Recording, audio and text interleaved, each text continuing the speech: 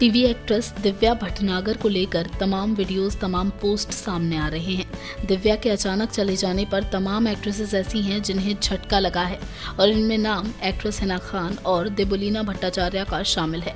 देवो ने एक वीडियो शेयर किया है जिसे वो अपनी दोस्त और बहन के लिए बना रही थी और देवोलीना ने फिर आगे कहा कि मुझे लगता है कि भगवान खुद उसका दुख नहीं देख पाए, इसलिए उसे इतनी जल्दी बुला लिया। आपको बता दें कि उन्होंने यहाँ पर दिव्या के रिलेशनशिप का जिक्र किया और बताया कि उनके पति गगन गबरू कैसे उन्हें परेशान किया करते थे। वो कहती हैं, तूने उस दिन क्या पोस्ट किया था कि दिव्या की माँ और भाई इस रिश्ते के खिलाफ थे और वो तेरे नाम पर पब्लिसिटी ले रहे हैं, तेरी औकात क्या है। इसके साथ ही देवोलीना ने और भी कई शब्दों का उपयोग किया जो कि आप अब इस पूरे वीडियो में सुन सकते हैं। ये वीडियो में आज मेरी फ्रेंड, मेरी क्लोजेस्ट फ्रेंड, मेरी फैमिली, मेरी सिस्टर दिव्या के लिए बना रही हूँ, दिव्या भटनागर के लिए। मेरी गोलू मोलू सी, क्यूटी सी, she left us, she left me. अभी तो बस उसने स्टार्ट किया था कि अपनी तरीके से वो जिंदगी जिएगी इंडिपेंडेंटली, किसी के ट्रैप में नहीं आएगी, खुद को संभालेगी, खुद को स्ट्रॉन्ग करेगी। And see, and I personally feel कि भगवान शायद खुद उसकी सफरिंग देख नहीं पाए, अंकल उसकी सफरिंग्स देख नहीं पाए। इतने सालों में, पिछले 9-10 सालों में आज तक मैंने कभी नहीं देखा कि दिव्या ने किसी के लिए कुछ गलत किया, किसी के साथ गलत किया या किसी को दुख भी पहुंचाया है। बस लोगों ने सिर्फ उसको ही दुख पहुंचाया है, उसी का ही इस्तेमाल किया है, स्पेशली रिलेशनशिप्स।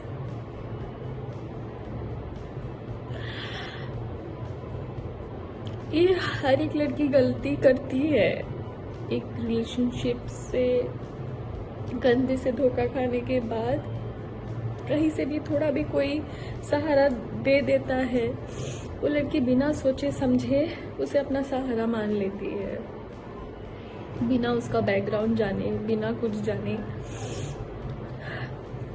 और दिव्या तो मासूम थी, एकदम भोली थी।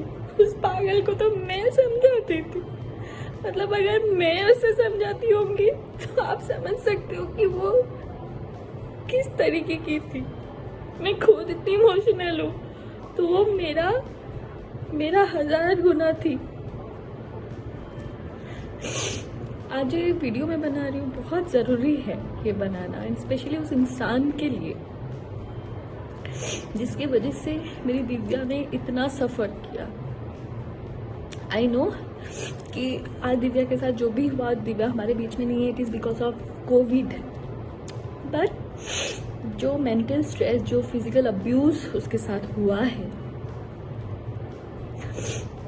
कोई भी इंसान अगर उस फेज से गुजरता तो छोटी सी एक बीमारी से भी लड़ने की उस इंसान के पास ताकत नहीं होती है। तो फिर भी कोविड था। बहुत ही शराफत से, बहुत ही शांति से मैं आप सबको ये चीज़ बता रही हूँ, एंड स्पेशली टू यू गगन गबरू। उस दिन तूने क्या पोस्ट किया था कि उसकी माँ और भाई तेरे रिलेशनशिप्स के अगेंस्ट थे और वो नहीं चाहते थे तेरी शादी होए और तेरे नाम पे वो पब्लिसिटी ले रहे हैं। तेरी औकात क्या है? क्या औकात है तेरी? तू कौन है?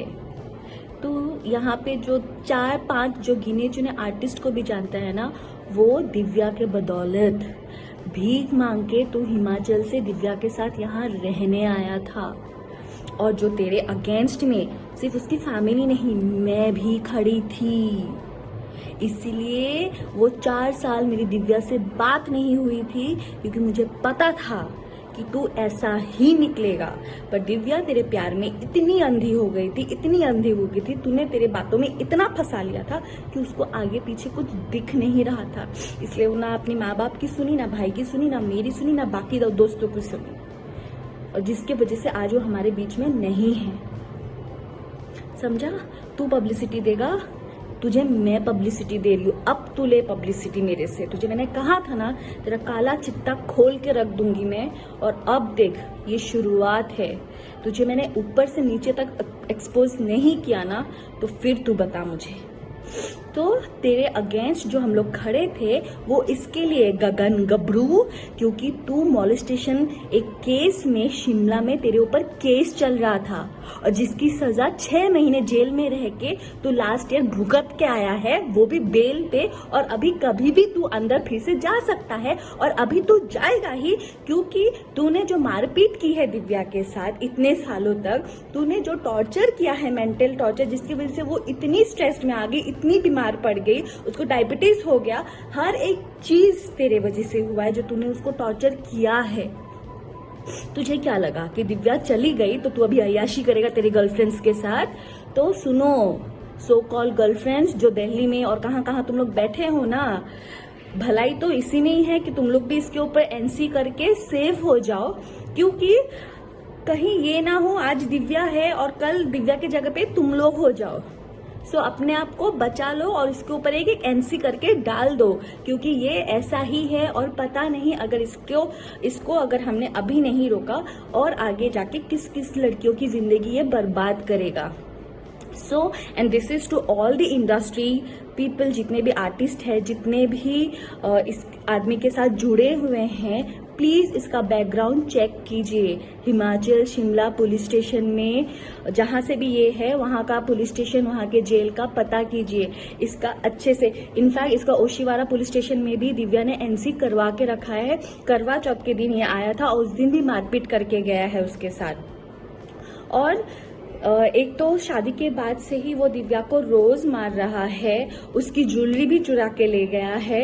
हर एक चीज इस आदमी ने जो दिव्या के साथ किया है विद प्रूफ मैं आप सबके सामने एक एक करके मैं एक्सपोज करूंगी। बट उससे पहले तू सुन ले गगन गबरू, तेरी जिंदगी अब जेल में ही सड़ेगी, ये तू आज समझ ले। तूने जो किया है ना दिव्या के साथ, उसका हिसाब तो भगवान ही तेरा अब करेगा। दिव्या तो अब बहुत अच्छी जगह पे है, वो भगवान की ही बच्ची थी और भगवान के पास ही है, और अंकल को भी नहीं देखा गया उसकी सफरिंग्स, इसलिए वो आज हमें छोड़ के चली गई है। पर तूने दिव्या को हमसे छीना है ना, तू देख जिंदगी भर तू और तेरी माँ जेल में ही सड़ेंगे।